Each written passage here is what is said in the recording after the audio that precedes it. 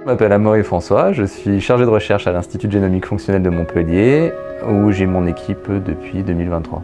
Qu'est-ce qui m'a poussé à faire de la recherche? Je pense que c'est toujours une volonté d'aller vers l'inconnu. C'est un truc qui m'a toujours passionné, c'est de comprendre les choses, et en particulier les organismes vivants. Notre projet de recherche s'intéresse à essayer de comprendre comment on perçoit des émotions à partir du toucher. Donc pourquoi on va aller chercher à toucher des objets, à toucher des gens, et comment ça va impacter notre vie de tous les jours en fait. Pour faire ça, on a une espèce de piano moléculaire qui nous permet d'aller activer certains aspects du toucher de façon spécifique. Donc un peu comme un piano, on appuie sur une touche, on va activer un aspect du toucher.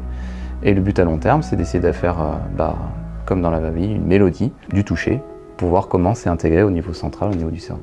Donc le premier niveau, c'est de s'intéresser au niveau des neurones de la peau qui vont détecter les stimulations tactiles. Et on va essayer de décortiquer tous les paramètres biophysiques qui permettent en fait de décrire une stimulation tactile et pourquoi, par exemple, on reconnaît quand quelqu'un nous touche ou quand on touche un objet.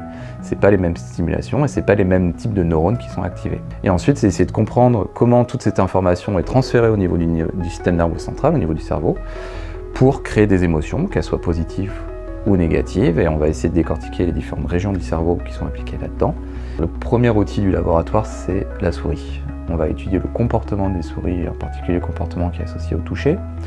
Donc à la fois les interactions sociales, où le toucher a un rôle prédominant, mais aussi d'autres aspects comme la douleur ou tout simplement la perception tactile. Et après, on va utiliser d'autres technologies génétiques qui nous permettent d'aller exprimer des protéines recombinantes au niveau du cerveau pour aller justement imager l'activité cérébrale. Mais aussi, on peut l'utiliser ce qu'on appelle l'électrophysiologie qui nous permet d'enregistrer l'activité électrique des neurones. On utilise aussi de l'intelligence artificielle qui nous permet en fait d'analyser de façon non biaisée le comportement des animaux et aussi le comportement des neurones.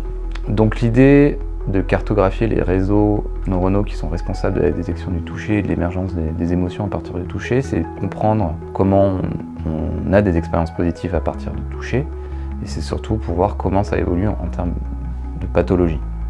Parce qu'on sait par exemple que les gens qui sont atteints de douleurs chroniques ont ce qu'on appelle une anédonie, une perte de plaisir aux stimulations tactiles. Si on comprend comment le cerveau a évolué pour justement passer de quelque chose de positif à négatif, on peut essayer de se servir de ces connaissances pour essayer de reverser le process, mais aussi dans le cas des enfants qui sont atteints d'autisme, où justement ils ont une perception du toucher qui est altérée, et le but c'est de comprendre justement comment ils perçoivent ce toucher, comment ils perçoivent les émotions à partir du toucher, et essayer de faire en sorte qu'on puisse mieux les comprendre pour savoir comment les toucher justement. J'ai une belle équipe de recherche qui est composée principalement de postdocs et d'étudiants en thèse. Je travaille aussi en étroite collaboration avec une autre équipe au sein du laboratoire, l'équipe d'Emmanuel Bourrinet, qui est en fait l'équipe dans laquelle j'ai fait ma thèse.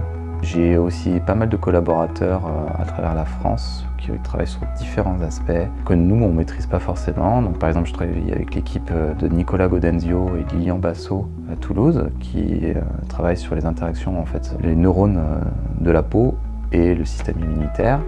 On travaille aussi avec Nathalie Landéron qui travaille à Lyon, qui travaille elle sur justement l'aspect du plaisir lié aux odeurs. On travaille aussi avec l'équipe de Philippe Faure et d'Alex Moureau qui ils sont à Paris, qui eux travaillent plus sur justement les interactions sociales et les récepteurs moléculaires des neurotransmetteurs qui sont impliqués dans les interactions sociales. Donc en fait, je vais chercher un peu les informations à droite à gauche qui m'intéressent, des choses que nous on ne maîtrise pas forcément au laboratoire.